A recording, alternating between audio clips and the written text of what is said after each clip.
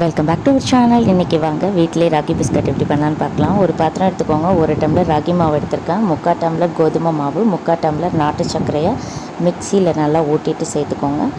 Pinch of salt add பண்ணிக்கோங்க. ஏலக்காய் தூள் கொஞ்சமாக, அதுக்கப்புறம் சாக்லேட் பவுடர் கொஞ்சமாக ஆட் பண்ணி எல்லாத்தையும் நல்லா மிக்ஸ் பண்ணிக்கோங்க. ஃபஸ்ட்டு ஒன்ஸ் நல்லா கையை வச்சு மிக்ஸ் பண்ணதுக்கப்புறம் நீங்கள் இது கூட 1/2 டம்ளர் பால், காய்ச்சின பால் தான், அதையும் கொஞ்சம் கொஞ்சமாக யூஸ் பண்ணி நல்லா சப்பாத்தி மாவு மாதிரி பிசைஞ்சுக்கணும்.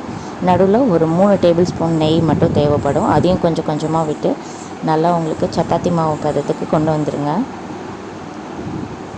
உங்களுக்கு பார்த்தாலே தெரியும், நான் பிசைறதை பாருங்கள். நான் வேறு எதுவுமே தண்ணியெல்லாம் சேர்க்கல. வெறும் 1/2 டம்ளர் பாலும் கொஞ்சம் கொஞ்சமாக நெய் விட்டு இந்த மாதிரி நமக்கு ஒரு நல்ல சாஃப்டான டவ் கிடச்சிரும்.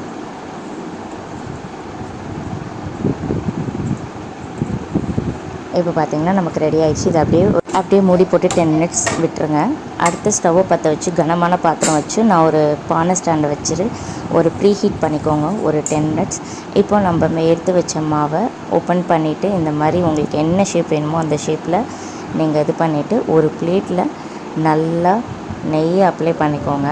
நெய்யை அப்ளை பண்ணிவிட்டு நீங்கள் பண்ண பிஸ்கட்டை ப்ளேஸ் பண்ணிடுங்க. நான் ஃபஸ்ட்டு ஃபோக் ஸ்பூன் வச்சு சும்மா ஒரு டிசைன் பண்ணியிருக்கேன். அடுத்து இன்னொரு பவுல் பண்ணிவிட்டு அதில் விஸ்க் இருக்குல்ல, விஸ்கை வச்சு ஒரு லைட் ப்ரெஸ் பண்ணிக்கிறேன். இப்போது நம்ம அப்படியே இதை பிளேட்டில் ப்ளேஸ் பண்ணிவிட்டு நம்ம குக் பண்ண ஆரம்பிக்கலாம். இப்போ நம்ம இதை அப்படியே எடுத்துகிட்டு போய் ஓப்பன் பண்ணி லோ ஃப்ளேமில் மாற்றிடணும் ஸ்டவ்வை. அதுக்கப்புறம் நீங்கள் மூடி போட்டு கரெக்டாக 20 மினிட்ஸ் விட்டுட்டிங்கன்னா நமக்கு பிஸ்கட் ரெடி ஆயிரும்.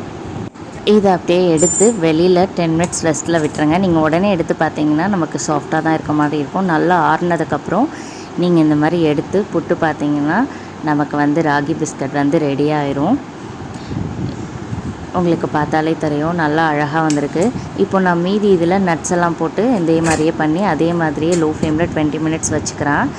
இப்போ பார்த்தீங்கன்னா நட்ஸ் எல்லாம் போட்டது இதுவும் நல்லா வெந்துருச்சு. அப்படியே கரெக்டாக இதுக்கு 20 மினிட்ஸ் தான் ஆகும், அதுக்கு மேலே ஆகாது. அண்ட் கிட்ஸ் ஸ்நாக்ஸ் பாக்ஸ்க்கு நீங்கள் கொடுத்துடலாம். அண்ட் இதை நல்லா ஆற வச்சு ஒரு ஏர் கண்டெய்னர் பாக்ஸில் ஸ்டோர் பண்ணிங்கன்னா 6 டேஸ் அப்படியே இருக்கும். நான் 1 டம்ளர் போட்டதுக்கே எனக்கு அப்ராக்சிமேட்டாக 25 பிஸ்கட்ஸ் வந்துச்சு. அண்ட் டேஸ்ட்டு சூப்பராக இருந்துச்சு. அண்ட் நீங்களும் ட்ரை பண்ணி பார்த்துட்டு எப்படி இருந்துன்னு சொல்லுங்கள். இந்த வீடியோ பிடிச்சிருந்தா எங்கள் சேனலுக்கு சப்ஸ்கிரைப் பண்ணுங்கள்.